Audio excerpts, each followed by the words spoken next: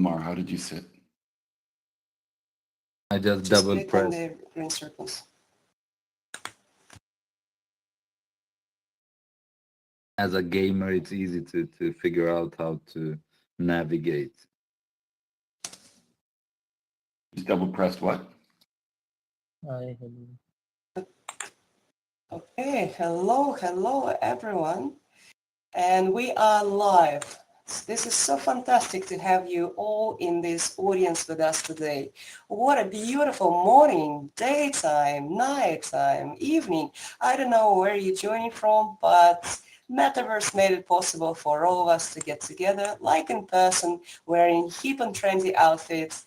And if you don't know who I am, I'll also enable my video. I'm Eve, founder of Evenness, and Evenness is a fast-scaling startup democratizing extended reality, metaverse, and AI solutions for interactive events, learning, remote teams collaboration. What we love is creativity and innovation. So with this event, creator-ready infrastructure, we wanted to showcase the great examples of art and creativity produced with the power of AI, technology, and showcased, of course, in the metaverse. We want to say thank you to our long-term partner, Supporter Spatial, for hosting us in their wonderful premises, virtual premises, and to our partners for this event, who are the communities who drive creativity forward. It is AI and CC Creative Community. Seth, give a round of applause. Seth is here in the audience somewhere. Very good. Please come to the stage. Wonderful. Come to the stage. And Xander from Magic U, are you in the audience? If you're here, please join on the stage as well. Otherwise, I'll represent on your behalf. So thank you so much for supporting us with this event. Seth, could you please present yourself and your community, because it is amazing with the AI in the center of the word. Thank you. Thank you for having me. I love what you've been doing in this space, but I also love what the community has been doing over the past year and some odd months with the emergence of Web3 and Web3 technology. I'm Seth. I've been in gaming for over a decade. I've been a gamer my entire life. And I've been grateful to have an opportunity to have worked at some of the biggest publishers in gaming, Riot Games, Activision, Blizzard, throughout my career. Absolutely humbled for that. With the emergence of all these technologies, I've moved from gaming and I've moved into Web3. I'm a strategist and a consultant for brands, for agencies, helping them develop the right authentic partnerships, the right ecosystems, and then to build out the right, technology communities to engage inside of these new digital, lives that we'll be having. The gaming experience certainly helps. Recently, with the emergence of AI, I've been blessed to be able to steward a new community, and that's the AI. It's AICC, which is the Artificial Intelligence Creative Community. We're across Discord and LinkedIn. We've got an absolutely global community with right now we're representing 25 countries worldwide, and we're highly engaged. We're super active. We onboard, share insight, and we recognize the efforts of others. Grateful to be here. Thank you so much for having me. Wow, Seth, thank you so very much for being here, for bringing your community together and supporting us in this wonderful exhibition, because the talent needs to be recognized. We may not see the posts on LinkedIn or Twitter or other social media, but by coming together and working as one, brave community of creators, we can really see the work behind the curtains and celebrate it at every point. All right, thank you so very much. I will use the secret option in the spatial tooling to put everyone in the seats, because I think it's sometimes the hard to figure out how to do. It's actually easy. You click on the seed, green circle appears, and that's how you are placed. But at the same time, I would like also to take a moment to check if Xander is in the audience at this moment. If so, please join me on the stage.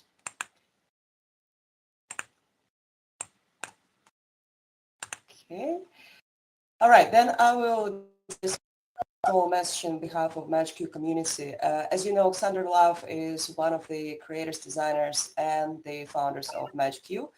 Together with me and other brave individuals, we formed the experimental collective of creators who are using artificial intelligence and love to create virtual fashion, to create beautiful artworks, and also apply the immersive design to its essence.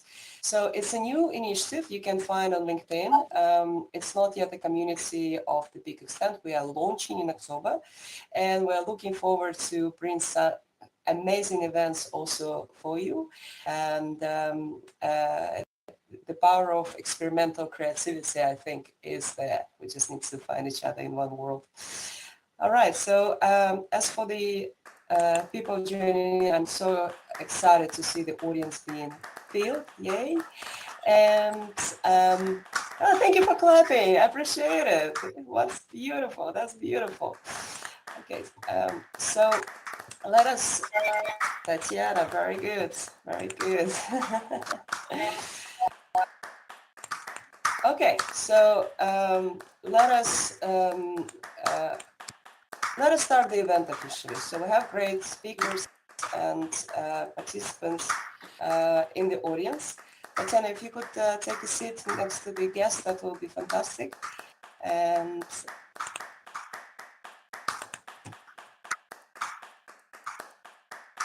wow, there's a lot of love from Tatiana. Love it. Okay, so I would like to call to the stage our keynote speaker, who is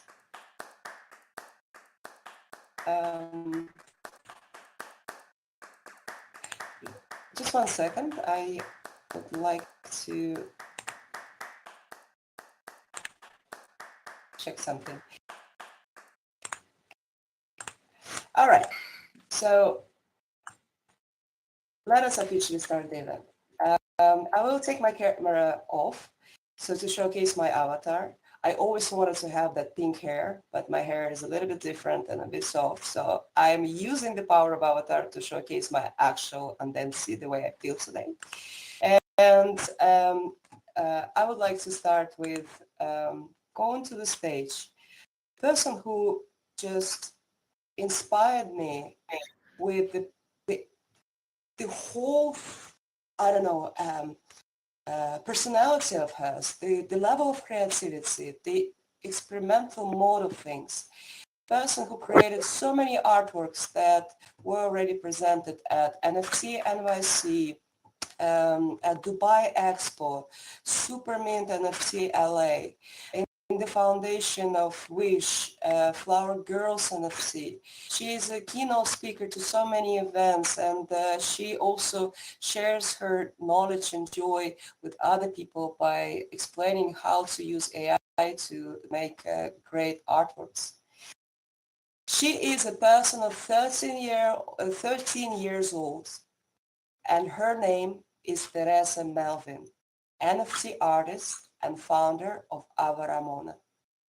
Teresa, please come to the stage. We want to hear your story. We want to learn from you. You are amazing. Thank you.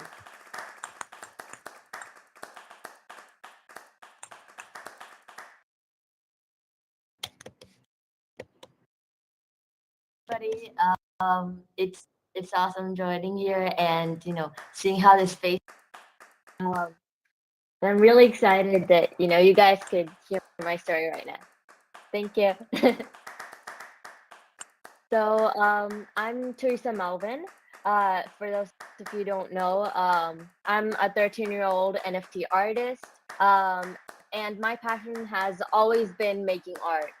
Making art is how I draw, how I animate, and that's how I create stories with my two bubbly characters called Ava and Ramona. Um, so yeah, I've always loved creating characters as well, and two of my all-time favorite characters I've created are Ava and Ramona. I see someone in front of me with the same name as Ramona, so that's yeah, that's that's cool. Um, so like to explain more about my characters so that you know what I'm talking about later. My imaginary character called Ava loves donuts and she's a really go-getter. And I created her when I was 10 years old because I wanted a character that reflected my personality. And her best friend is Ramona, um, my imaginary character. And she's very bold and confident. She's a very active person who's crazy about skateboarding. And I made this character because I wanted a character I could look up to. So um, yeah, these two characters, before I joined the NFT space, I shared my artworks and these two characters through my Instagram. And I was just sharing my stories. And yeah, that's what I wanted to do. And I was a very shy artist back then. So I wouldn't talk to a lot of people except for the camera. But actually when I joined the NFT space, that was last year in August, and I learned so much from NFTs last year because of my dad. He brought me into this NFT space last year. And that's how these two AvaRamona characters were introduced to like this great big world. Um, so yeah, since I joined the NFT space, I was able to connect with a lot of great, amazing artists and professionals and learn about different things that I've never learned before, like um, 3D or fashion designing, or yeah, a lot of these things which I still have a lot of time to learn. So I got into communities as well, and I connected with people like NFT Kids magazine, for example. They're a community where they give a lot of opportunities for kids like me. So I got a lot of recognition as well from inspiring people. Like Gary V, he noticed my artwork when I posted an artwork of him and his V friends. So that was really awesome. And yeah, since then from the NFT space, I've made and sold over 100 NFTs on different marketplaces, and I've spoken many NFT events in real life so far. Like for example, in NFT NYC, where my art was featured in Times Square. So yeah, that it's been quite a journey, and it's amazing to be here as well. Um, and I'm also creating a collection called AvaRamona. And through that, I want to inspire and motivate a lot of kid artists out there, and you know, tell them about what's there they can do in the future. Um, so I want to teach them about other things I've learned, like digital art and tools that I use, like Figma or Trello, or more. Thank you. And I want to expand my AvaRamona collection in the future and go with it as an artist. So yeah, if you want to check out my AvaRamona collection, it's about to launch soon. Um, and yeah, it's on avaramona.art if you want to check it out. That's my website. Thank you. Thank you You're so very close. much. I'm gonna kick that guy. We have actually, thank you, Ramona, for banning the personals. We have been hacked with a misbehaving person, but this is the disadvantage sometimes of spaces. So if we could ask you kindly to stop, that would be very nice for everyone in the audience, because we would like to celebrate today the beauty of things, the creativity, the joy, and the talent. And Teresa's talent is mind-blowing. Please give a round of applause for Teresa with her AvaRamona characters, who will change this world to become better and show respect to one another, and all the best things in life. And Teresa, just wanted to show you. Here's Ramona, and here's almost Ava. which is if. You can use this as a character next time. Thank you so very much. We Thank appreciate the opportunity to have you with us today. And let us continue with other events. Please, Teresa, stay on stage because I am about to announce the panel. So we are to discuss creator-ready infrastructure. It is it sounds like a kind of a boring topic, but it's not, because technology advanced so much. It's emerging with the speed of light, and we need to update ourselves, gain skills. And besides the theory, we need to experiment and gain practice. So today I have a beautiful lineup of speakers for you to understand what's going on behind the scenes, or about the use cases of application of this wonderful technology. So I would like to call to the stage the speakers. So I'll call by names and then they'll introduce themselves. So Teresa, Melvin is next to me already, our keynote speaker. Then Seth, please join me on the stage as well, founder of All of the Lights and the AI and CC community, a creative community, partner of the event.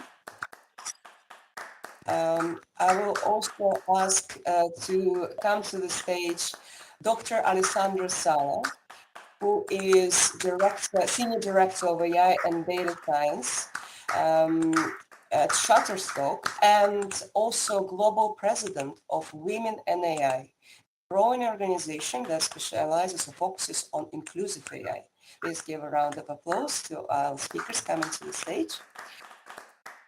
Then we have also amazing opportunity to learn from Vasudha Badri-Paul, Head of Global Marketing and Sales at Connectr, advisor on the marketing and sales side at Allen AI. Please join to the stage. Okay, very good. Lamar, Eitow, co-founder of Borderless Blockchain Alliance, is in the audience. He's joining us on the stage as well. And please do come by walking here to share your insights with our with our audience. Now, Nitin is actually landing in the airport. The flight got delayed. He promised to join as soon as he get a chance. So please wait for Nitin to join us. For the time being, I would like to call to the stage Xander, so he joins in discussion as well, because he uses a lot of infrastructure and he is a creator and he has always great stories to share, right? Thank you, Xander, for being flexible with joining on stage and sharing the story. Thank you very much. Okay, so are we all here? Let me see. Melvin, I think it's best to see the panel from the audience. If you could take a step back and sit on one of the chairs in the audience, that would be great.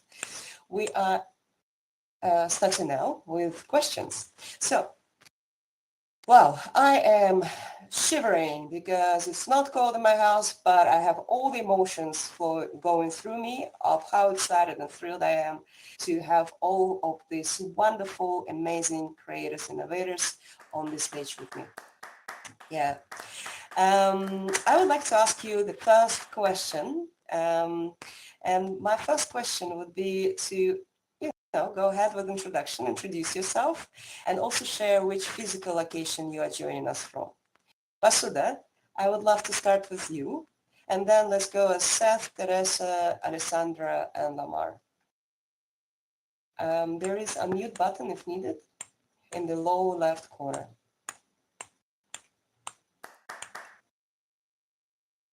Do I see Vasudha on the stage?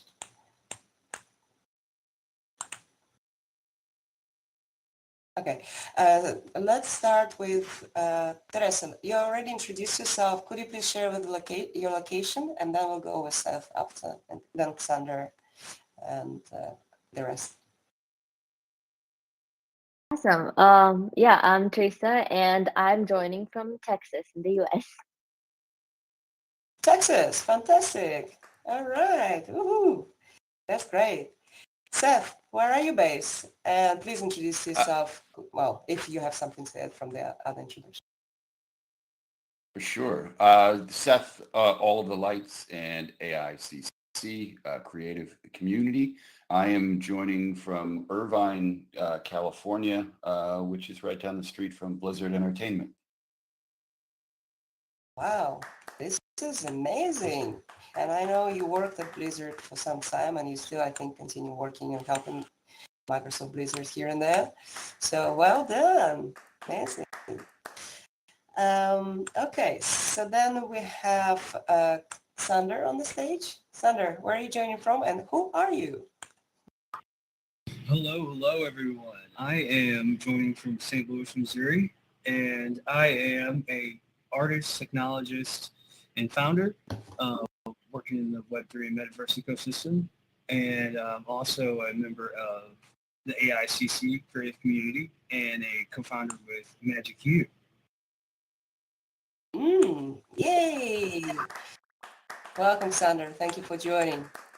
I have presented the Magic U community already, slightly, but I'll ask you some questions about this as well later on. Okay, do we have Vasudha in the audience? I saw her here. Maybe I'll ask this question again to her later on. Lamar? Lamar, please join on the stage. I saw you here as well. Good morning, everyone. Yeah, I don't know why it's been kicking me out a couple of times. Yeah, so Okay, you're here. Great. yeah. Can you hear me? Yes, very well. Okay. Please introduce yourself and share which location you're joining us from. Yeah, my name is Lamar. I'm at the moment in Sweden. I live in Sweden, in Gothenburg, so it's a bit chillier. But yeah, at least it's a different feeling here in the metaverse, at least. So thank you for that. Absolutely. You are more than welcome. There is no rain, only sun, and you can actually turn on and turn off lights whenever you want it, if you gamify it properly. Okay, so still checking if Nitin or Vasudha join us. Alessandra?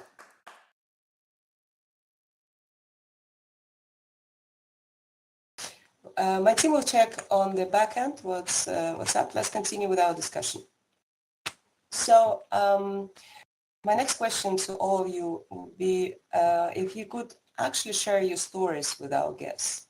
Why did you move into Web3 space or became a Web3 creator?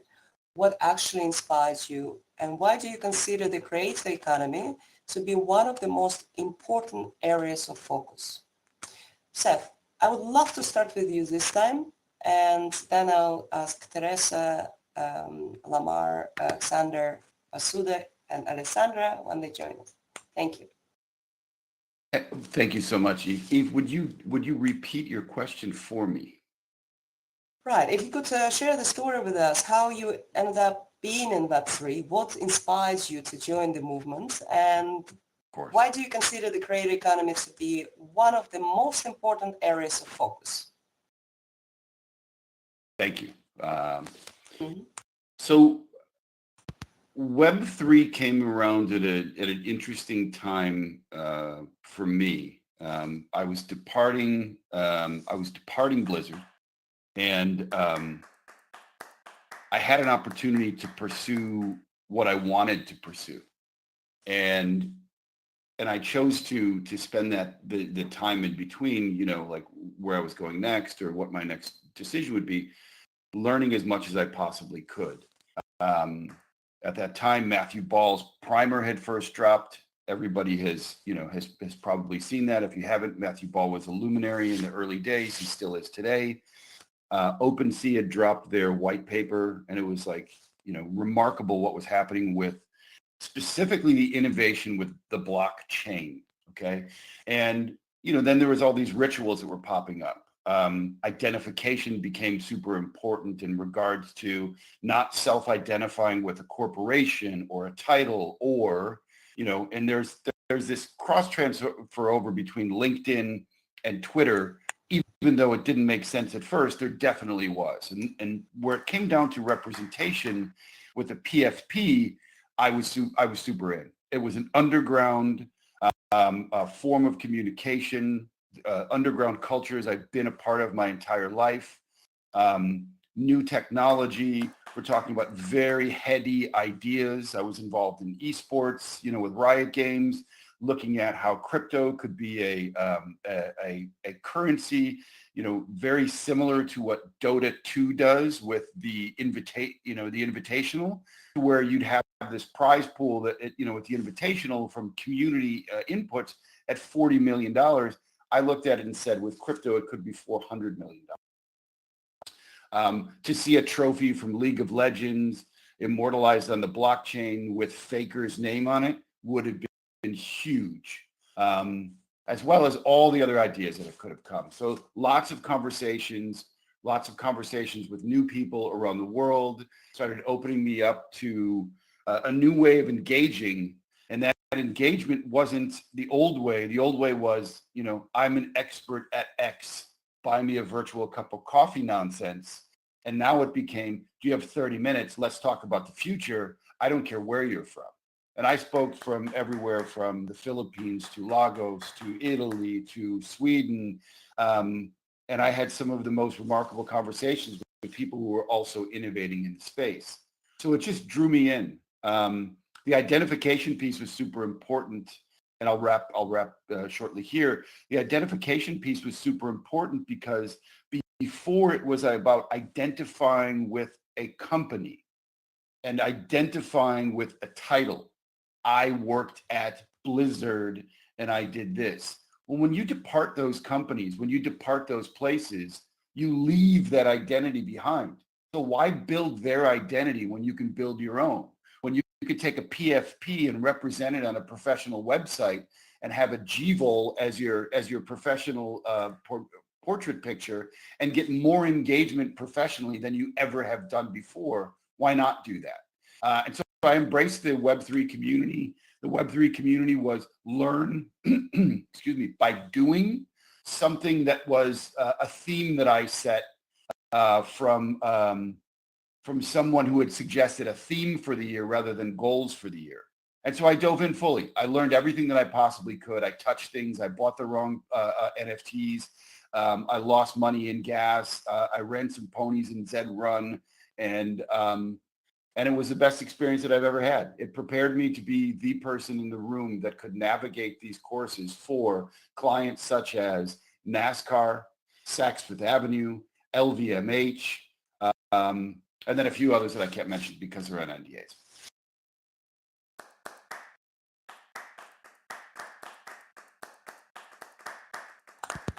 All right. Thank you, Seth. Sorry, I had to unmute myself. That's the the most complexity of technology, I hope. I want to imagine. All right. So then I would like to ask the same question to Teresa. Teresa, so you shared your story already, the creative side of it. But what literally inspires you to start creating? And what do you think about the creative economy? Do you find it important, or it's something that started now and will finish tomorrow? Thank you. A few years ago, I was a kid artist with dreams to share my stories and to teach other kids about, like me, about, what I love. And, my dream was to also grow as an artist. And now joining this Web3 space, I'm still a kid artist, but I'm able to do all those things as well as like keep growing and learning in the Web3 space. And more about what Web3 has done for me was it gave me a lot of opportunity and exposure to creators like me. And through Web3, I was able to reach to many professionals, even like you. And I got the opportunity to learn and share what I consume in this from this space. it also gave me a lot of like great opportunity to exhibit my skills in a global space, because I used to just post it on Instagram, but now I can not only post it to all these different platforms, but I can connect with all these people through too, and learn from all this, and learn not just art but all of this to how Web3 works, and all of that. And my works were limited to a sketchbook and social media, but now it's accessible on major platforms. And I'm really happy to see my works in the metaverse too. And creating NFTs for me, it's not just about creating the digital art and then, making it as an NFT, but it's more like a journey of how I got from the beginning of entering the space to now. And I was also able to grow as a speaker as well, because I used to be a very shy artist, but now I'm able to speak my thoughts to, a large audience as well, in real life or in the metaverse. So that's what's happened as an artist joining this space, and I'm able to get all this information at like the tip of my fingertips as well. So that's just an amazing experience, and really happy to be here today to share all of that with you guys. What a story. Really inspiring, Teresa. I hope many younger people, younger generation, will follow you in your footprints. Because first of all, it is fun, isn't it? And secondly, you learn so much, and you learn to speak, to present your thoughts, to create, to run business. Wow, I am literally flabbergasted, as the British people would say. Okay, Xander, you are next in line to share your story. What motivated you to join Web3, and how do you find the creator economy, the importance of it? Definitely. So I would say there was two things, but the number one thing that made me join Web3 was a desire to connect. Last year in 2021, I had just wrapped up this contract as a CMO with a space agency out of Houston, Texas. Advertising agency out of Houston, Texas, and we had contracts with a lot of space agencies like NASA and the Institute of Computational Sciences. And that was like one of the first times I got to combine my love for science fiction and technology with my commercial endeavors. And when that contract was over, I was like, I really enjoy this, my creative passions and my commercial passions. So I want to continue in the tech wave, and what's the next tech bubble? And that's when I discovered Web3. I kind of had a pulse on it toward the end of 2021. I kind of had a pulse on it because I follow motion designer Beeple for a long time, and his everyday's artworks are really inspiring, and just his futuristic visions and satire. So I had a bit of a pulse on NFTs. So I was looking to connect to community, and I saw the LinkedIn Content Creator Series.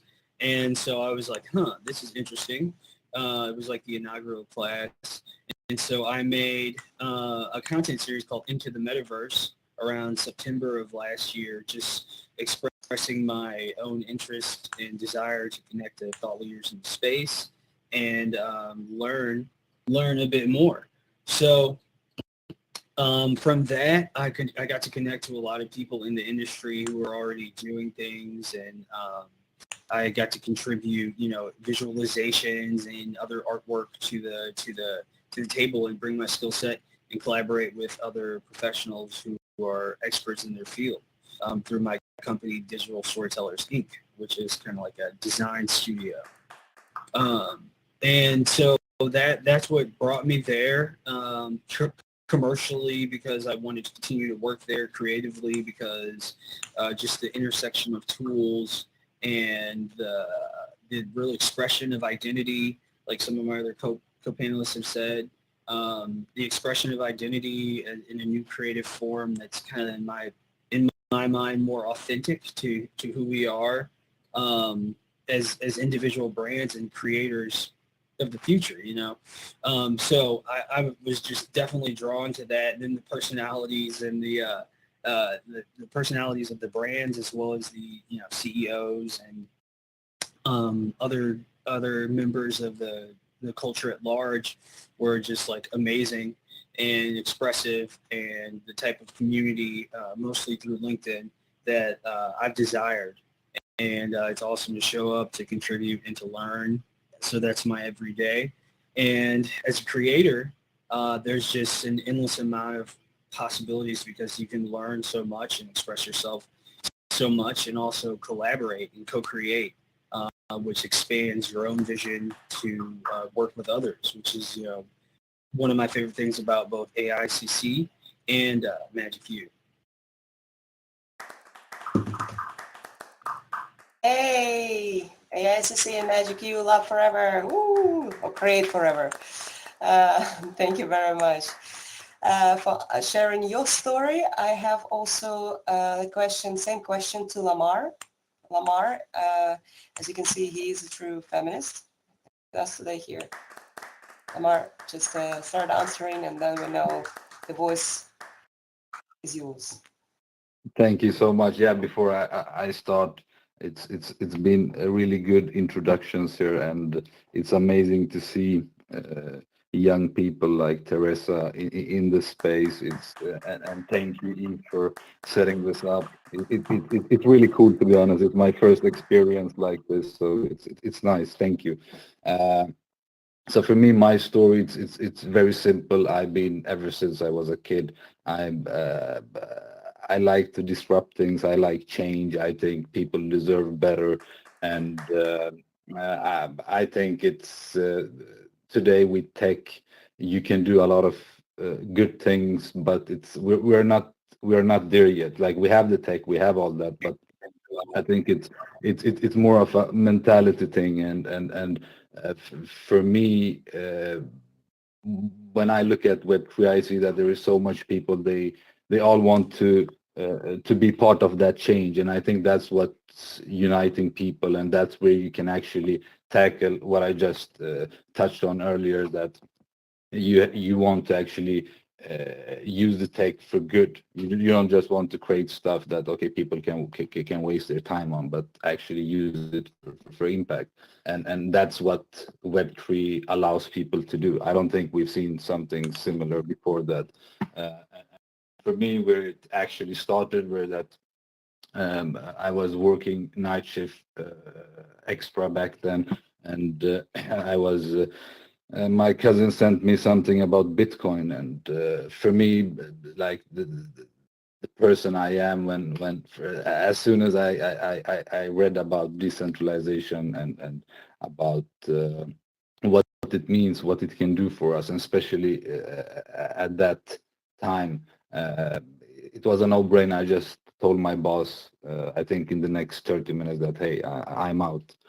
So I jumped in 100% in Web3, and I've been doing this ever since. Yeah, and like 18, 20, 22 hours a day, and I love it. And I think it's you have both good times and bad times, like what Seth when Seth shared his story.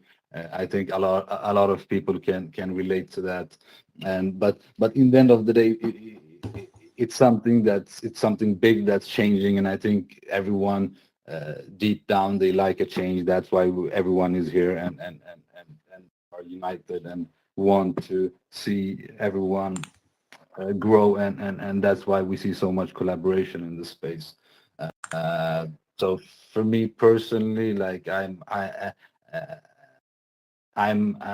behind these kind of initiatives, and I want to help more people grow and do good for other people. And like, it's no borders anymore. We can, like, you can work across the globe, and it's instant, and then you meet so much good people, and you learn so much.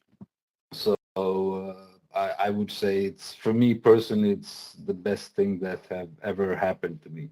So yeah, I don't know who to thank, but I would say I need to thank everyone that's in the space and are helping the space move forward. And I know that a lot of people here today,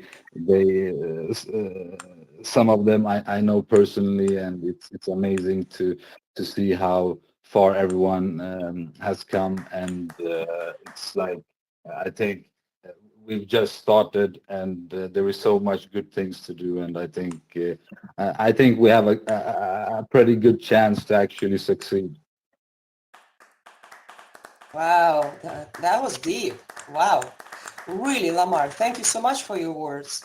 It's super inspiring to also follow you in your footsteps as Teresa and Seth and Xander. And I hope many of you who are in the audience or watching us via live stream will get this feeling of curiosity and start exploring Web3, Metaverse, AI design, and just AI for making the world better. I have Alessandra Sala next to me to answer the question and introduce yourself. Let's start with introduction of where you are based, what you do, and how you moved into the Web3 space. Thank you, Alessandra, for being here with us today. Thank you, Eva, and thank you everyone there. I'm delighted to be with you. A few words about myself. I'm Alessandra Sala.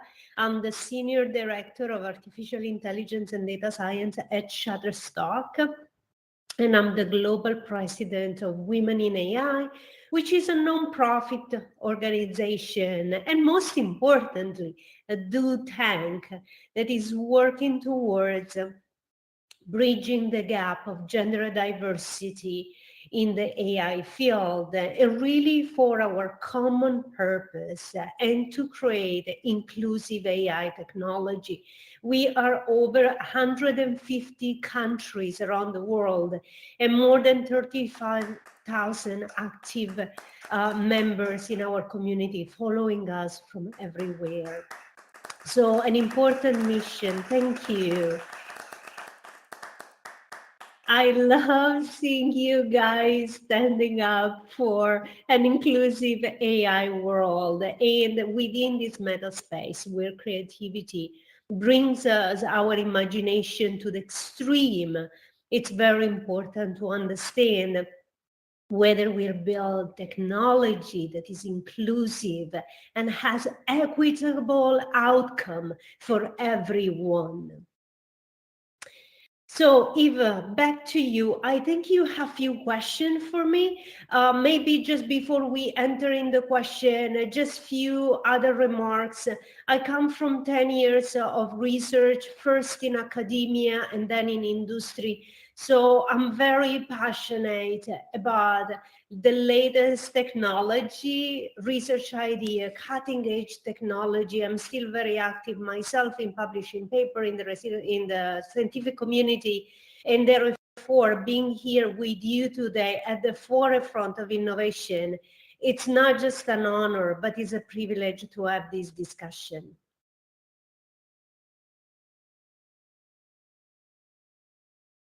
Thank you so much, Alessandra. Cheers to inclusive AI. I am a strong believer in that mission, being part of Women in AI myself.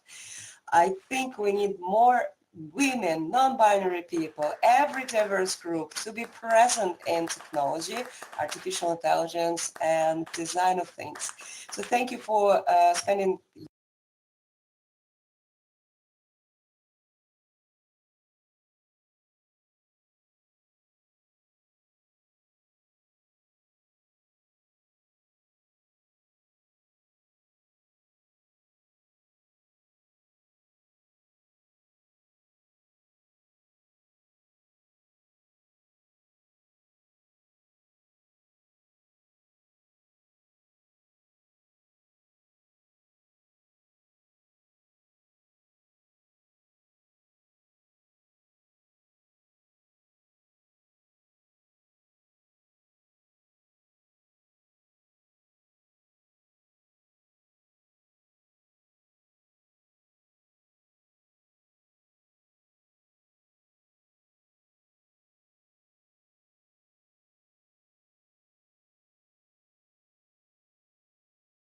address to the question, I can hear you. how can we ensure that our AI-powered creations are done ethically? What do the creator-focused companies should keep in mind when offering their technology?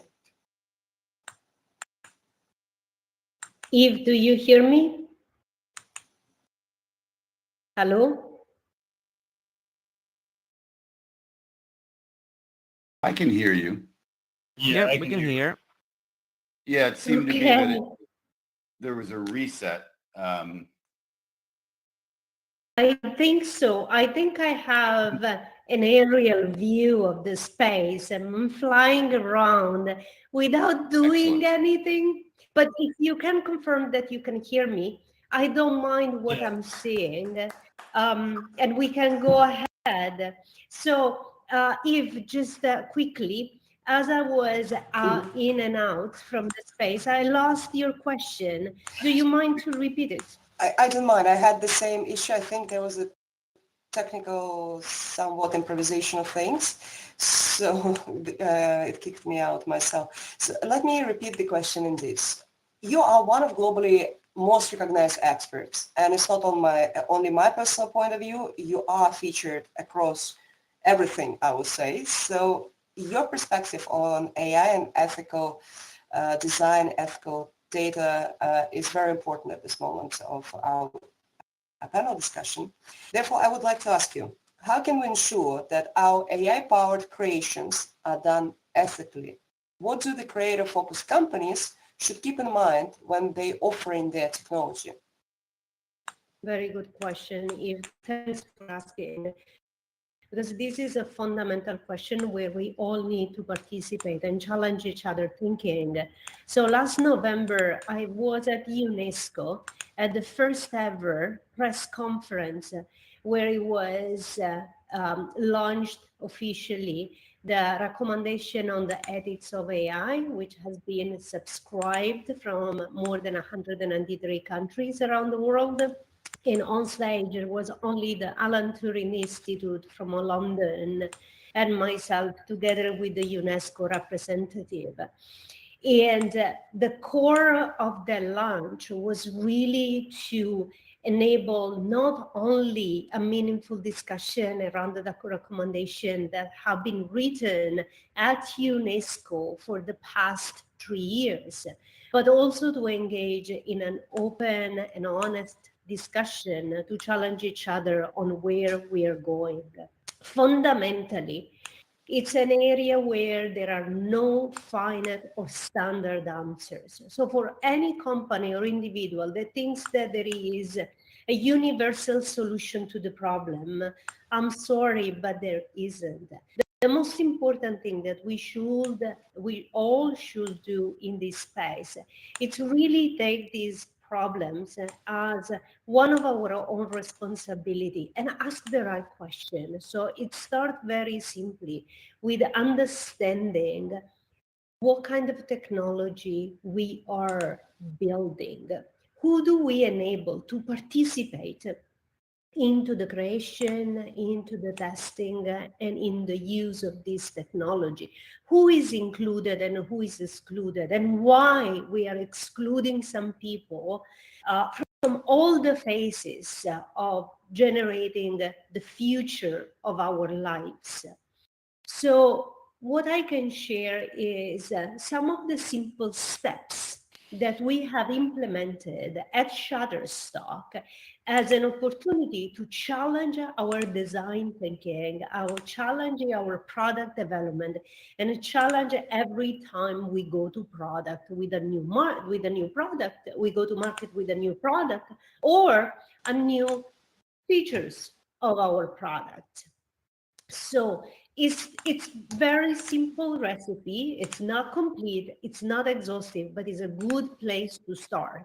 And it's formed from 4 key pillars. The first one, it source your data with diversity. Source your data with diversity. It means that we need to represent the world in the diversity of us, the creature on this world that will benefit from this technology. Audit the system. It's not okay to just use our standard performance metrics. In AI, they are called F1, precision, accuracy. They say, oh, it works well on my data set. Did you see what it was? The actual result in real life, because experimenting in the lab sometimes are very different than what happened in real life. But most importantly, to challenge our assumption, challenge our hypotheses, you need to have diverse people. If you all have people like myself with a strong, thick Italian accent, we all think the same. We need people coming from everywhere in the world. We need people on the team with different background. It's not just about computer science and engineering. We have a very boxed and step-by-step way to see the world and solve the problems. We need creative people.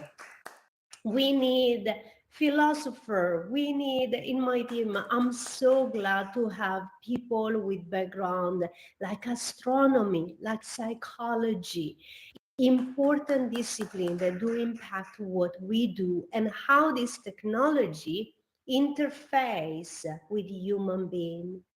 And the final one, I think this is a call for action for companies, but is also a call for action for all of us.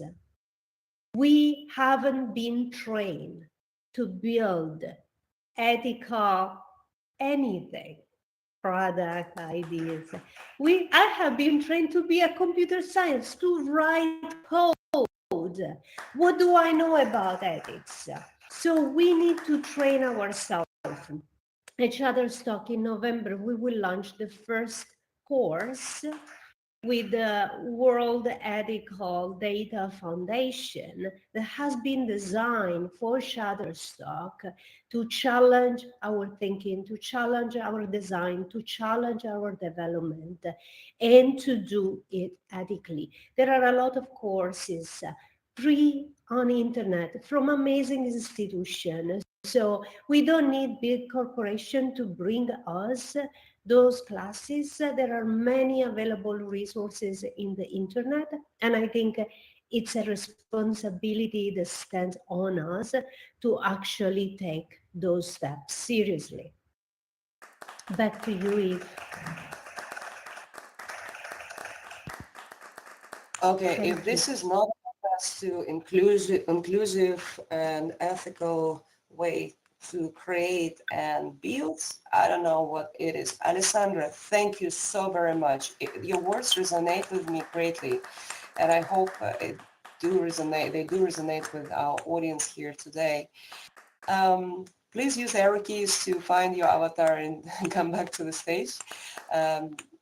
Meanwhile, I see my speakers are in the audience. Could you please come to the stage as well? We're continuing our discussion. There was a technical glitch, so apologies for that. Let us continue with a set of questions. So when it comes down to inspiring art, from NFC projects to virtual fashion, what tools and infrastructure are there to enable creators? What do companies offer nowadays in support of creativity? So I would like to start with Teresa, and basically what it means, my question is, what are the tools that probably you use that are AI powered or that support you in your creativity? And if you could share a little bit, if it's easy or hard to create inspiring art with those tools. Thank you, Teresa. So, to make the digital art, I use a tool called Procreate, which is an app to create it. And I can also animate, and I use an app called Flip for animation. And, to learn how to use these tools and stuff, I learn from Skillshare or YouTube tutorials. And actually, for my new collection that's going to launch soon called AvaRamona, I'm working on a tool called bueno.art, and I use it to make my generative collection. It's actually a tool from the Robotics team, and it's by the founder called Pablo Stanley.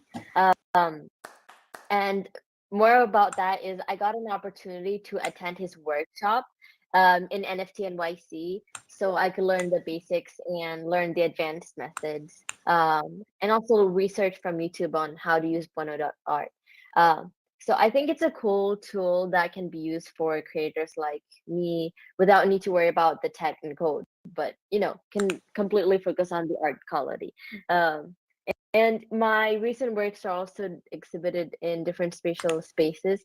And I'm really excited how all these platforms and tools are becoming super user friendly for young artists like me.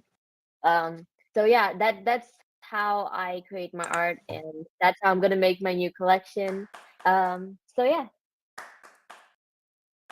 Wow, that's great. Okay, one tool that we got to know about today. Can you repeat the name once again? Yeah, Teresa? What was the name of the tool? Bono.art is what I use to make the generative collection.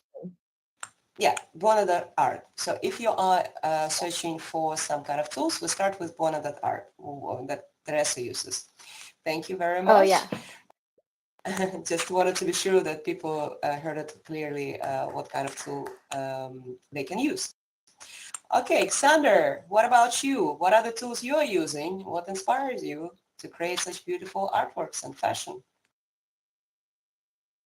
Definitely. So I'll go through a few. The main family of tools I use is the Adobe Creative Suite. There's a series of desktop and mobile apps in there that I just use for my entire workflow.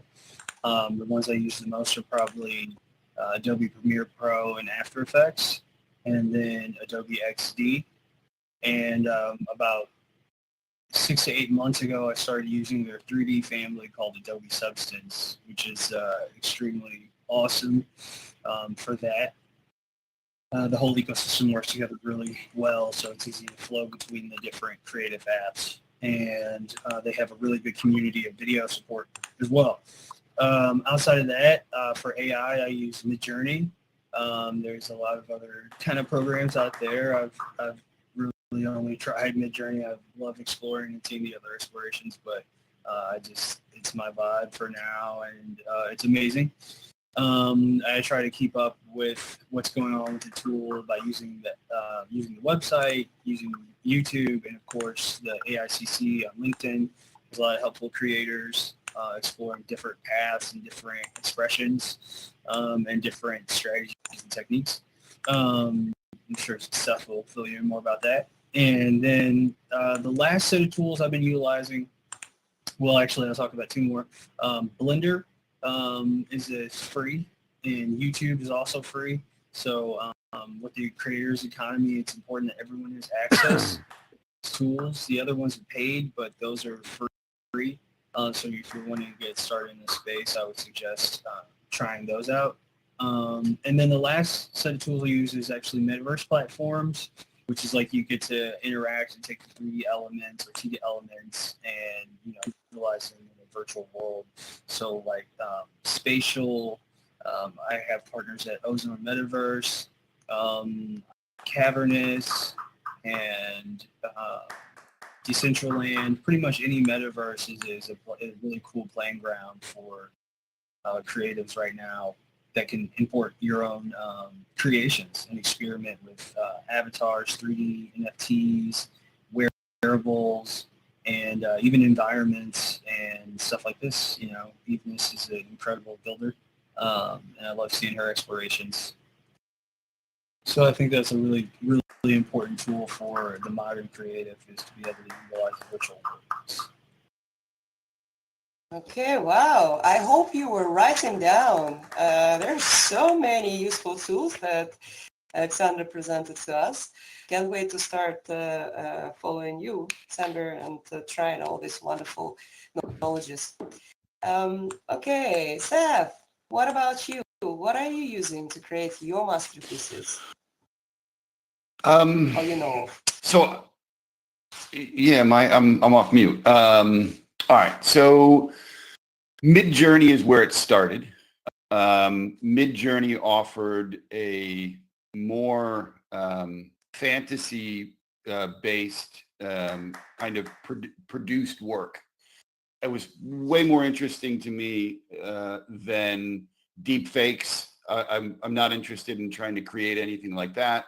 And then the photorealistic didn't really interest me as much either. It's, difference between reading a technical book and reading a fantasy novel. Reading a fantasy novel, my mind will end up filling in way more and like finding those innovation spaces. Very similar to someone who is an oil painter who is adding in those curves and those, those textures and really playing with like the mixtures of the compositions to like show you that that's a swan. When you zoom up really close, it's just like if you were to look at like a dot map of something. And that's more interesting to me. When inside of Midjourney, it's interesting. You can hit this remaster button and then they'll show you what it looks like. And what it looks like to me for my creations and where I'm going, it tends to be a little bit flat, even though it's in 3D.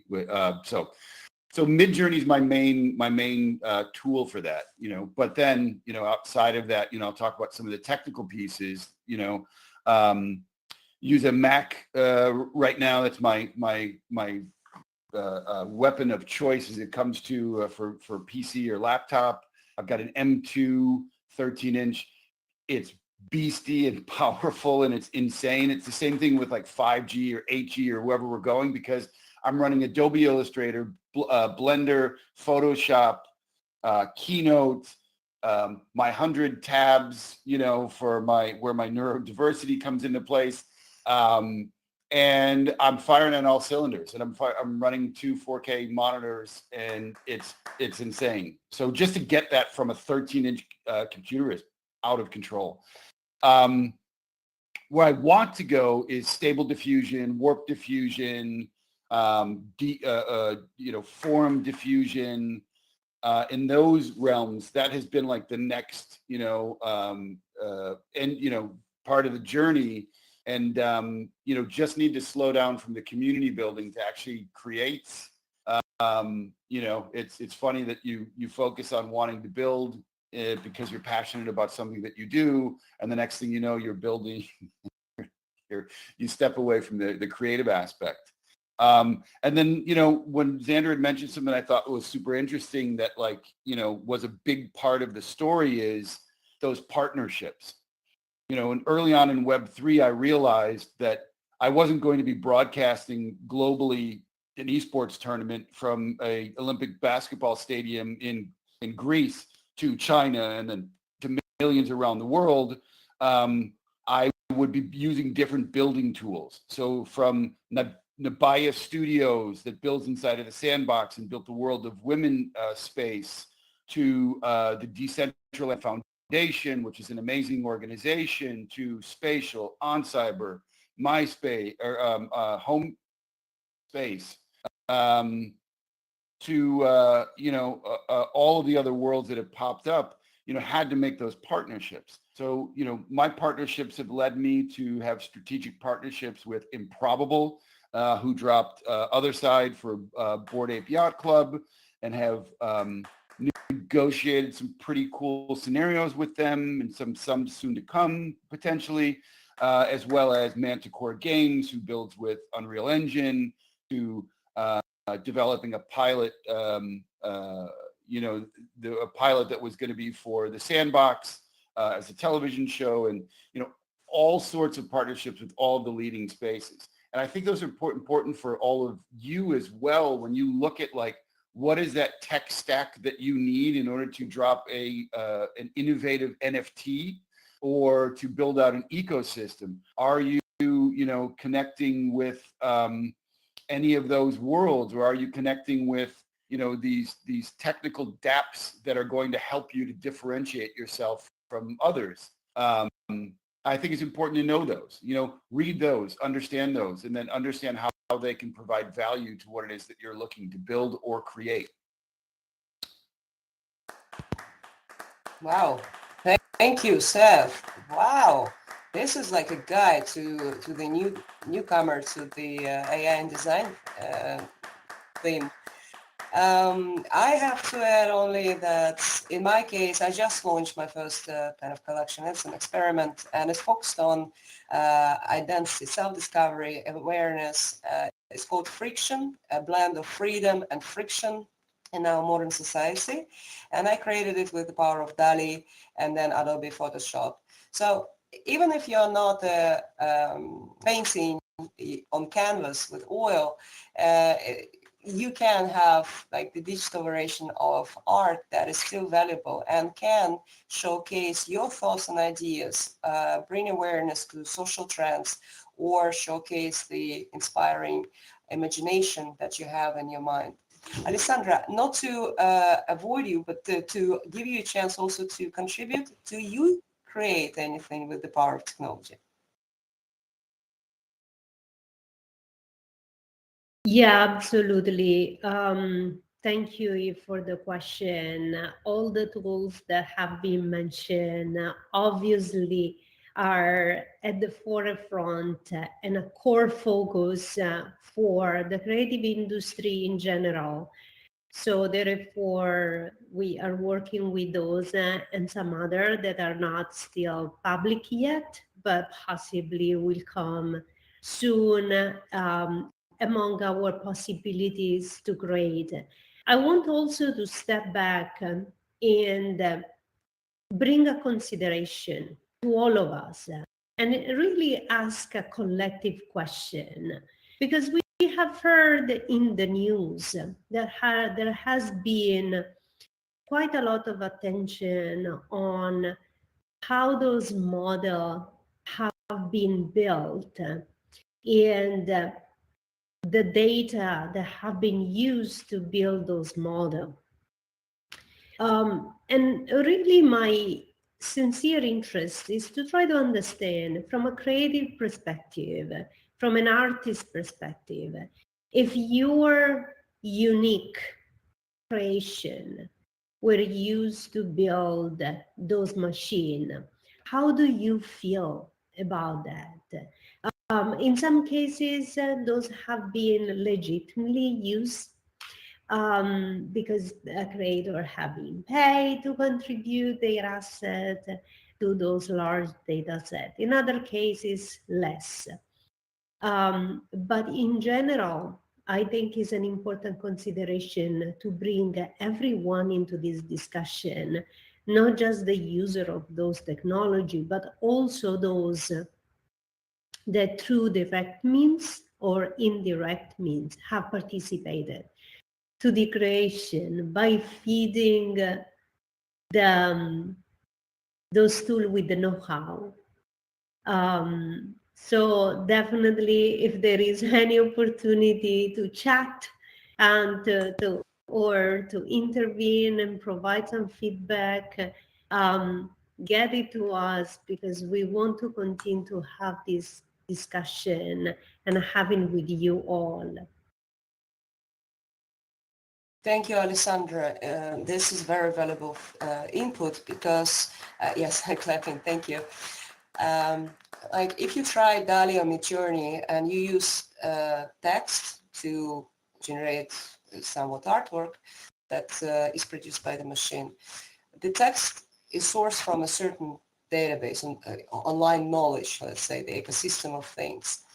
So if you try to use curse words, the algorithm doesn't work. It's already blocked, right? So to prevent the misbehaving people to really kind of abuse the whole thing of AI and art.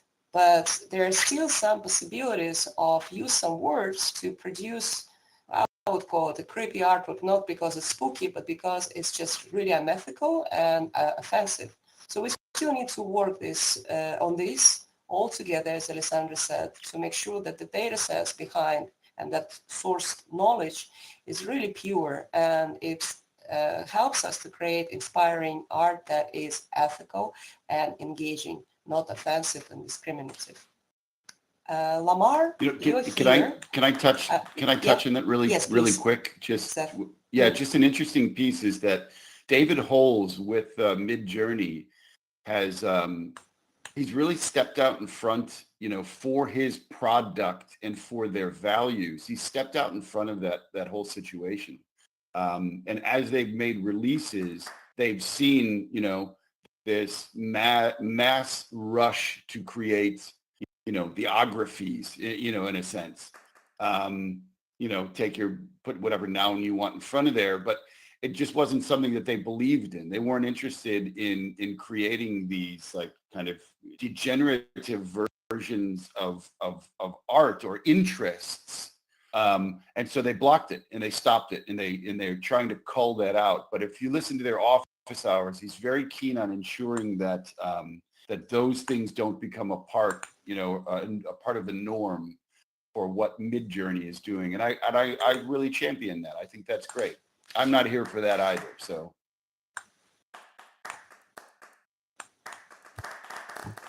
That's a great input, Seth. I would like to also ask Lamar in regards to the tools that he is using, if he is using, to create some art or maybe even 3D art.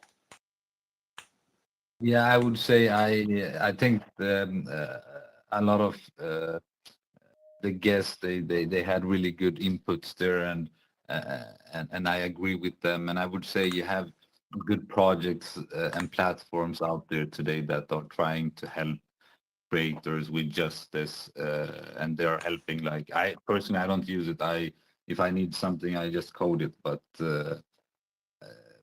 I've seen people that are in our network and what they are doing. Like we have Sam Joel and Givetree. They give you tools. They're building tools to make it easier for projects to launch their collections and projects on their platform. You have John Connor and Spark Blocks doing similar things for another audience. You have so many people doing this, and I think it will be even easier moving forward. Like we will have even better tools to leverage, because in the end of the day, you have so much people in the space wanting to change, want to do better, and we already see how we can today leverage the tools we have thanks to blockchain and what it's allowed us to create. We can tap into the creator economy. We can turn the creator economy into the biggest engine that exists in the biggest market.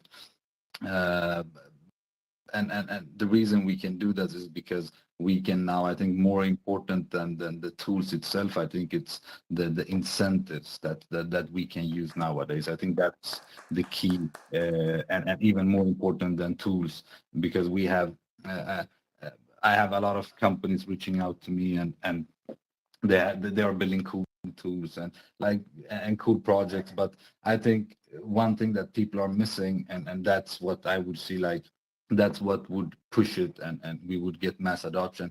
That's if people start focusing more on how can we better incentivize our crowd, our audience, our fans, our community, whatever you're doing, right? Even customers, because when it comes to the creator economy itself, I think one big thing that's changing is that now you have to, as a brand, you will be forced to actually have a good relation to your customers, and not just to the influencers and creators, because now you have so many choices.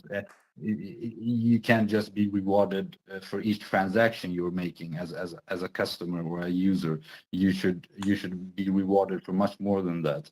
And I think that's where the incentive mechanisms comes into play, and we can actually leverage that. That's the beauty with crypto, and I think that's the only thing. If we just touch on crypto, that's what crypto should be used for, nothing else. Then we have this amazing technology that comes with it, that we can do great things like Eve, you've done here for us. So there is actually no limitations there. And the reason why I'm shifting focus is because I think it's more important to focus on what will help us grow much faster. And I think that's where we have something amazing as the creator economy. We have a lot of creators here today, And I'm just encouraging people to, hey, use the incentive tools, put more focus there, and you will see amazing results. I know that big brands like Starbucks, big soccer leagues, athletes, and so on are doing the same thing. So we should all focus on that and try to be part of the journey, basically. Thank you, Lamar. Wow, incentives and blockchain. I hear you. Your tool is blockchain. You create the something that no one imagined before with the power of blockchain to inspire them to do better things in life with the products like apps or technology dApps maybe. But it's also a creator's tool, right? There are different forms of it. Not necessarily it comes as an art form. It can be also a product, like a mobile app that also inspires you to do greater things in life. And yeah, I'm so happy to hear that many of you are following your journey and many of you are starting the journey. Otto, I was watching you from the stage and you're using a headset, which is another cool thing to use for making everything immersive. Your hands went up like in the arena, like football, soccer arena. That was super awesome to see these variations, right? If you turn around, Otto is behind sitting, or you can come to a bit closer to the stage and show your excitement for this topic. All right, awesome. Okay, let me ask you my last question, which will be the bridge to your questions. So we'll start Q&A. And as for my last question, how do you see the future of creativity and create the economy? So that is a pretty interesting one because many of us are concerned that machines will take over the world and replace us as creators and even human beings. So do we have a chance to stand out with our individual creativity? Future-oriented question. Alessandra, can we start with you this time? Please. Yes, absolutely. It's a beautiful question indeed, because things are evolving very fast, and therefore new opportunities appear to us every single day. So in this space in particular, I wouldn't stand for, oh, we know what the future is going to be. No, it's changing every day. However, there is one thing that I'm truly interested, and I've seen a few experiments done between researcher from the AI scientific community and artists in different fields, from musicians, painters, different kind of artists. And there is one common theme.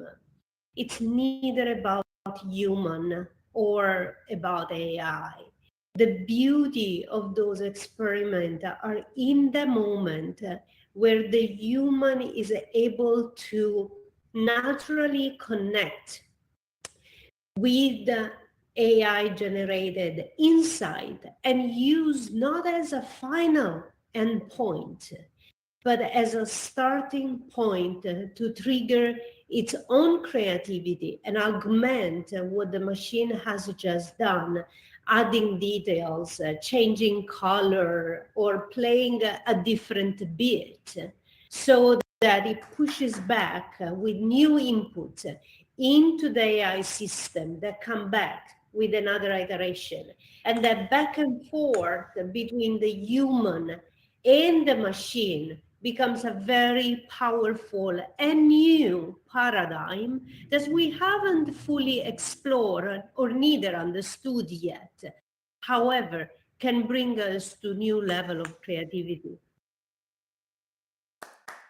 Thank you, Alessandra.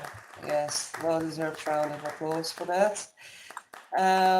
Teresa, you're next. Lamar, be prepared. You're after, and then we go Xander and Seth to finish this round. So, Teresa, what does the future like? Creators and innovators and humans, per se.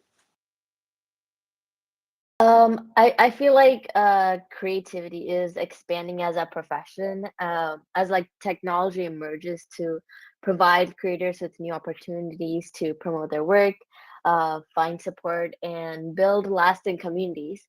And it's clear that like people choose to become creators because it allows them to define their success and lifestyle and also to express themselves. So, in the future, I really feel like a lot of these creative people are going to emerge, and you know, yeah, that's what I believe, and that's what's happened to me as well. And yeah, and as an artist, I also love the process and experience that comes with creating the art. And the creators are able to grow as a person as well. So technology has been a way that I could share my art in social media, NFT platforms, Web3 spaces like these, and even more. And that's really how a lot of these creative people can join the space. And for the future of it, I see in my point of view, the art point of view, I see it as a way to um, not how just where people can, see it and appreciate it, but also help a lot of people um, and give a lot of utility for things like that. So yeah, that's what I believe. And with my AvaRamona project, it's not only where people can, buy my art, but in the future, I want to grow with it as a way for when people collect my NFT art, they can get access to different things. And maybe I might make a book as well about these characters. Or yeah, there's a lot of things I want to do with NFTs that really helps my art journey. And I want to introduce a lot of kids into the space, and there's a lot of kids that are also coming into this space and learning more about that. So that's just great to see, because they're the ones that could be leading the future. So yeah. Oh, Teresa, I'm so reaching out to organize an event for the younger generation. Let's bring them all together, inspire them, and see more artwork featured on the walls of this gallery. How about that? Thank you, thank you, thank you. Xander, so how does future like for you, where machines and humans coexist to fight one another? Okay, 1 second. There are two Xanders now. Okay, can you hear me okay? Yes, if you could, yeah, cool. That's good. Is there two of me here? Yeah, that's good. There are two of you in there. Okay, cool. I just joined in my VR headset on this one, so I wanted to. You had a really good point. That VR was one of the tools I utilize a lot. I spend a lot of time in VR, probably like 6 to 8 hours a week. From things like various fitness apps, like boxing. I do a lot of boxing. I had the pleasure of creating an experience with this UFC fighter, Max Griffin, and we were talking about just the app and how realistic it is, and I use it for cardio every day, so it's really fun. And then also I'm designing. very sorry Yeah. to interrupt. Would you mind muting the other avatar? There's an echo now. Am I getting some? Thank you. Okay, can you hear? Yeah, I think it's better. Yeah. Okay, I just unmuted. Can you hear me better now? Yes. Okay, cool. But yeah, I'm so very sorry. You're blocking the live stream at this moment. If you could just come close to me, that would be great. Thank you. Please continue, Xander. Okay, cool. So yeah, utilizing the VR space for creativity is important. I think the future is definitely 3D and more interactive with the 3D file types. They're more lightweight than like a video or 4K file, and it's with the increase of connectivity through the 5G network and the convergence of technologies in the Web3 ecosystem like AI, VR, the Metaverse platforms, and the evolution of NFTs, which I'm so excited about. The possibilities are like so vast. And I think we're just so early. So I think the future of creativity and artists is definitely more collaborative, definitely like on a global scale. I think as AI increases and a lot of our more mundane tasks or completed by artificial intelligence, that we're going to be able to really uh, step into the peak era of creativity and expression for humanity. And I think a lot of those tools will be through, like 3D tools and more infrastructure-based tools that allow us to connect easier through various realities, AR, augmented reality, VR, virtual reality, mixed reality, and maybe some other interdimensional plays of blending both of those things together. So I think that's where the future is headed, and the companies and companies and brands that can create community around those expressive experiences and kind of break down the barriers, I think we'll have a disproportionate market share.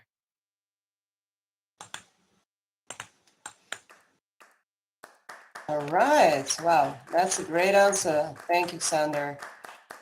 Okay, the two of you. Faye, I'm not sure if you have a question to ask. I will continue with the order of things. So Seth, could you please help out with answering the question? Sure. I'll do my best to stay on topic. So, the question of, where does this AI technology come into play, or does it replace? And I think what's interesting is the life cycle of where we're at today is we're at hands-on, understanding the tool, learning as much as you can about it. So you're in that kind of mastery phase, and you're going to have a lot of folks jump in and then jump out, but then you're going to have a lot of innovators that are going to jump in, deep learn curve, and then have a greater understanding of how to use these tools to articulate their creative vision.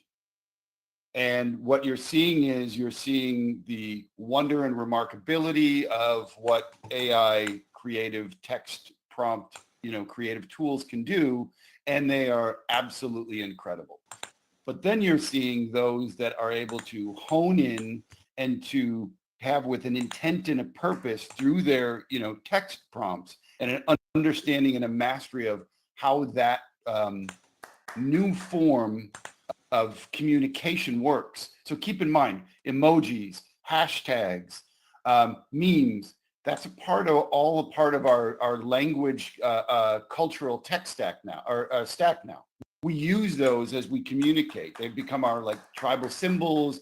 They've become the ways that we communicate, and we communicate with those now in a collective way and with a very specific message using emojis.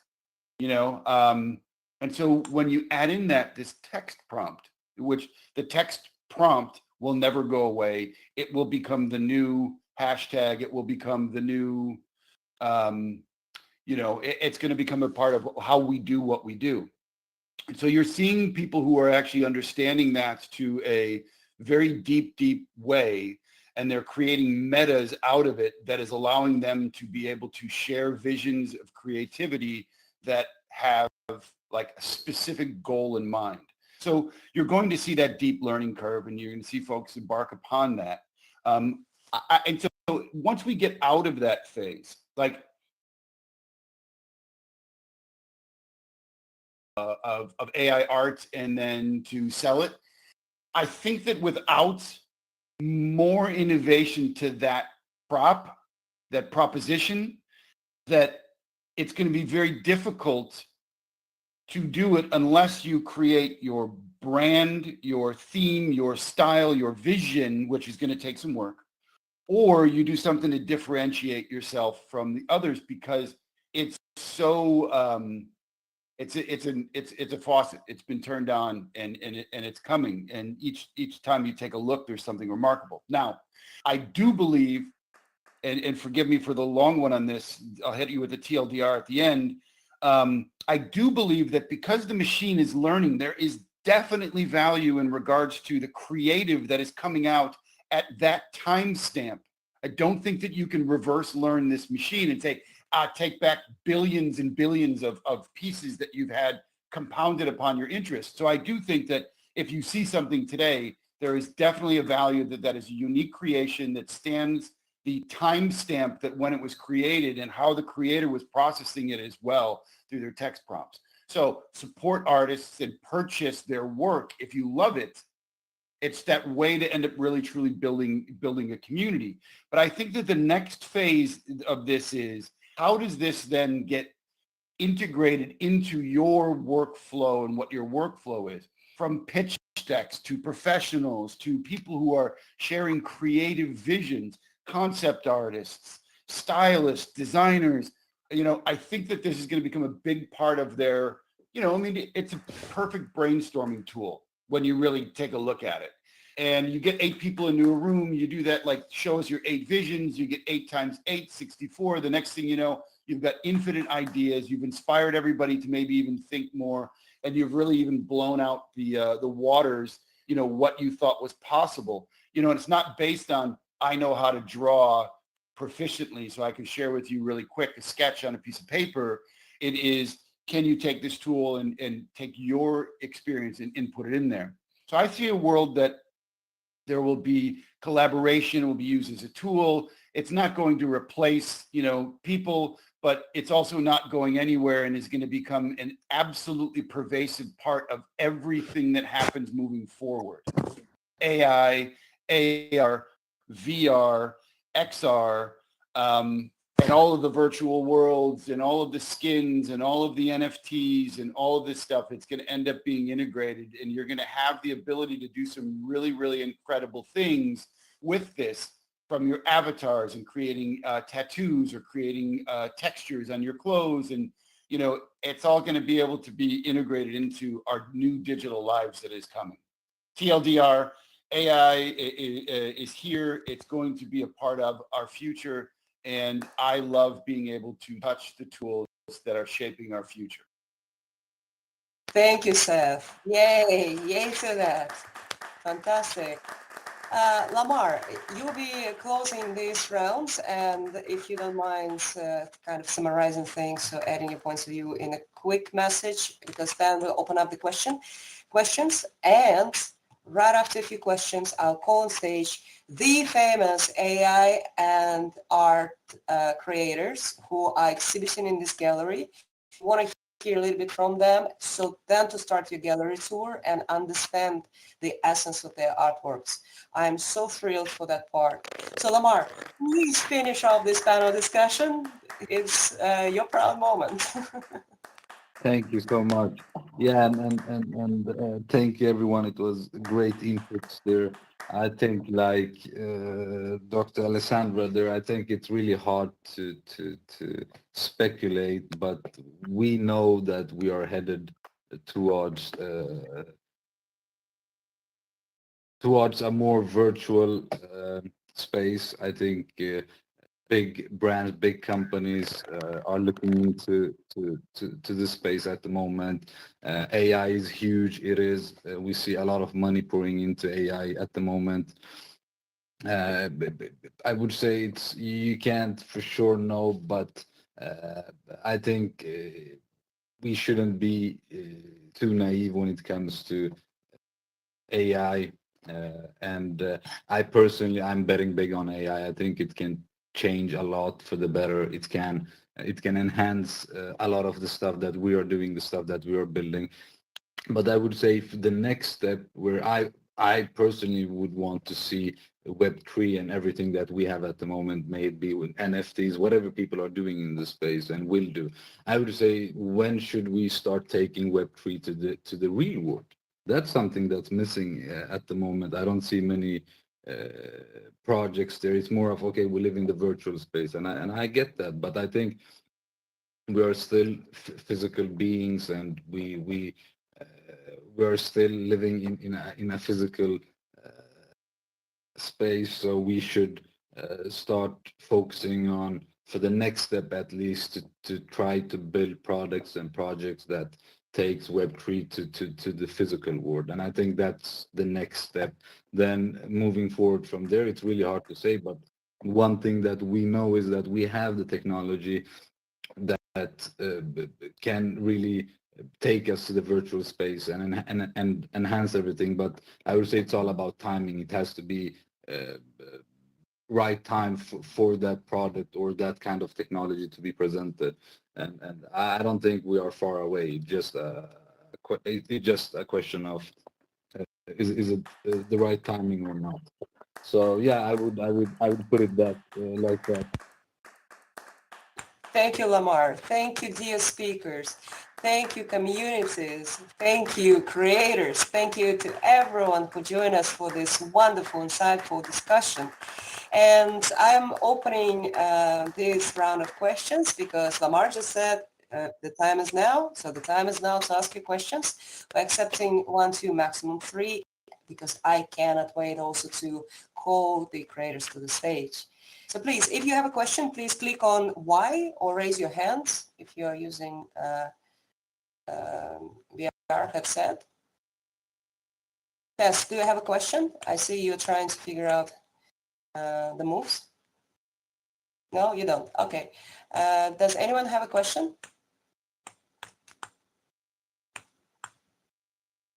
I had a question for Teresa. Go ahead, Xander. Thank you. So like amongst you and your friends, what's the general like, I'm sure you're in a unique position being already so far in the industry, but like around most of your friends, what are they most excited about with like Web3 and the Metaverse and NFTs? It's the question Well, for the community, right? Teresa, go ahead, please. my friends that are in the NFT space, I actually met them in real life in some NFT events, so that's cool. So what they think about the Web3 is, I don't know what they would say, but I really feel like this space is amazing for kids like me and my friends in the space to grow as well, not just as artists, but to learn many things and um, get exposure to more art, to more people and as well. So I kind of forgot your question. So Oh no, that was it. Yeah, I was just like, what are you guys excited about, you and your friends? Like, what do you talk about? But I think you nailed it. okay. And actually, my friends in real life in school, they know I'm an artist, but they don't actually know about like me in the NFT space. I explained it to one of my friends for the first time, and she said it was pretty cool. So that was cool. So yeah. Oh, thank you. That's nice to get to know what the next generation is talking about, learning about, and excited about. So thank you very much, Teresa, for sharing.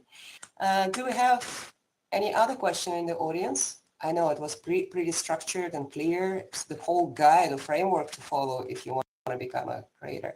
Oro, I think it's your hand up. Is that a question? Okay, it's great moves. I see. I can also do something like that, huh? Right. Okay, then I would love to call to the stage our AI creators who will present quickly themselves and introduce the artworks that they exhibit in this gallery, because the concept of creation is not only the visual, it's also the story behind it. So I see in the audience Big Al, Matesh, Rebecca. I'm going through the list right now. The list is above. You can see the names who are there. Seth and Teresa already on the stage. Let me see. Am I missing anyone who are exhibiting in this gallery, but I didn't call to the stage yet? If so, please just join us here. Rebecca, I see you still seated in the back. You can come closer or you can answer from there. So let's start with a few inspiring stories. Big Al, you have a wonderful artwork presented with strong meaning behind it. It's portraits of homelessness. Please share a little bit about it and introduce yourself as a creator. Okay. First of all, I'm putting my picture on here because I look a lot more handsome than my avatar. But I'm also older than my avatar. I'm probably the oldest person in this whole thing because I'm 78 years old, and I am still working full time as an illustrator in advertising.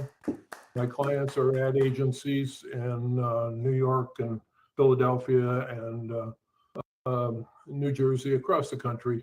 And I had a couple of my I've had 4 of my illustrations selected by Lazar's International Archives in Vienna to be in their 200 best digital artists worldwide, including one for 21 and 22. So my primary interest in Mid-Journey is really a matter of being able to develop it and use it as a tool in creating artwork.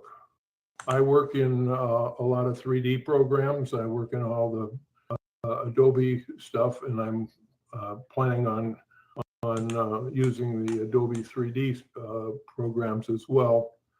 But my main goal in terms of Mid-Journey has been to learn how to work with it now in its early stages, so that as it improves, that I can be ready to use it more fully. So that's basically it in terms of my art that I've got there. It's one of 9 images of homeless people, people who are homeless. Let me put it that way because it's more proper.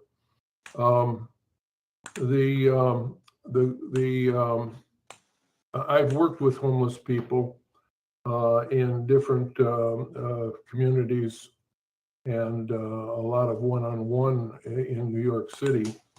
And I just felt that visualizing them to create a sense of empathy about their situation as fellow human beings. And that was the reason for that. But you'll see if you go either to my site or to my LinkedIn post, you'll see I do a lot of storytelling.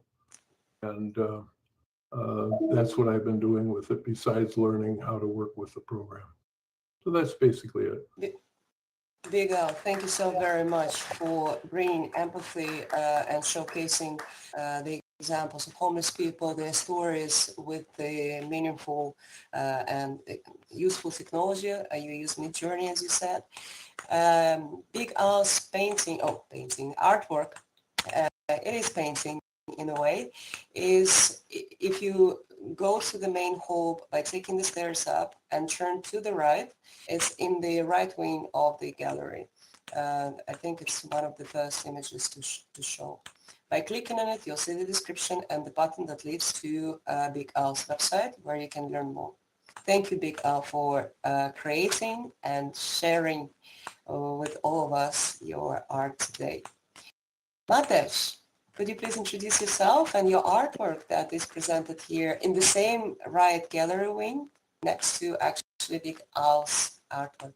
Thank you, Matej. Yes, absolutely. Thank you, Eve. My name is Matej, and I am representing my own company, Better Virtual Architecture, where we create architecture for the emerging metaverse. So I myself, I have an MA in psychology, but I'm not a practicing psychologist. But I basically I've worked in as a communicator for a lot of years. And I went into Web3 and basically never looked back. And we found it better because we think that this is a completely new environment. This is it's a space that is just being created, and it's very exciting to be a part of it. And we're not only building for, well, basically what we do is we're building for organizations, we're building for brands, we're building for individuals. Um, but we're not only building, we're also trying to think a lot about the new opportunities of architecture within the virtual worlds, because it's completely different. It's the what do people do in the metaverse? What, it's very different from the physical world, and that's what we're trying to explore. And that's actually connected to my artwork being displayed today. I've been working on concepts of different spaces, places, rooms um, within the metaverse. So what I do is I use Midjourney to help me with my creative process, and I create these strange spaces. However, you always have to balance the strangeness with the level of strangeness with the level of familiarity for the users, so that they don't get lost, and then that it's actually comfortable for them to use. My idea of the metaverse is really broad, like in terms of what we do in the metaverse. I definitely don't think it's a game, not at all. Although gamification is awesome, and there is, of course, space for gamification here. But it's a place where we are going to work, where we are going to socialize, where we are going to explore, learn, of course. And yeah, and about my artwork, I did a series on therapy rooms, because I think therapy, or better say counseling, is going to work very well in the metaverse. I mean, imagine you have a completely open mm, gateway to wherever you are in the world to join a counseling session. And I think this is a huge opportunity. um and yeah, I was thinking about how these rooms could, or maybe should, but I think more could look like. So I was working with Midjourney, and I created a series of metaverse therapy slash counseling rooms, and one of them ended up here, and I'm very thankful for that. So yeah, that's me. So yeah, if Thank you, anyone wants Mate. if anyone wants to talk to me about these things, I'm gonna be just beside my artwork after we end here. Thank you. Thank you, Mate. Xander, you also have some artworks in the exhibition. In short, what is the collection about? Ah, so most of my early explorations are based around identity and digital fashion. I think exploring digital fashion as a exploration of consciousness. I think in the physical world, we've been limited by taste or fashion or style by physics and, just the cost of clothing and everything like that. But I see an opportunity for digital fashion to be kind of a new evolution of expression of in consciousness. And so that's the main theme in most of the works created in the beautiful gallery you have here. Thank you very much, Xander, and the great visuals that we have here in the exhibition that were created by you. Glad for that. Teresa, you presented Ava and Ramona. I would say let's just invite people to explore and see by taking a tour in the gallery. So once you take these steps up, there are two wings of the gallery. They loop outside and their artworks placed as outside as inside. To the right, you will find artworks from Xander, Big Al, Mate, and many other famous artists. To the left, it will be Teresa and Friction from me. Then you will see also the marks on the walls saying which artwork is where. You would find also some paintings. If from here you go to the left, you'll see the artwork, I think, of My Frost there. And to the right, I believe it leads you to Caro's. So please just take the tour around because we have such incredible artwork selected for you. And knowing these names is priceless. If you want to invest, they are the first choice for you to make the proper investment. So if you have questions, address them directly to our artists or speakers. I would love to say thank you to all of you for being here with us today. And our next event is on October 7th. We'll be exploring how to create a metaverse, and we'll have wonderful speakers from your open metaverse, from United, from Exclusible, from Qualcomm, and many others who are joining us, and DNA Verse, and just register and join for the next event. It will be a different setup, but welcoming and inclusive of every curious mind. Thank you very much. Enjoy the rest of the day, evening, and hope to see you soon again.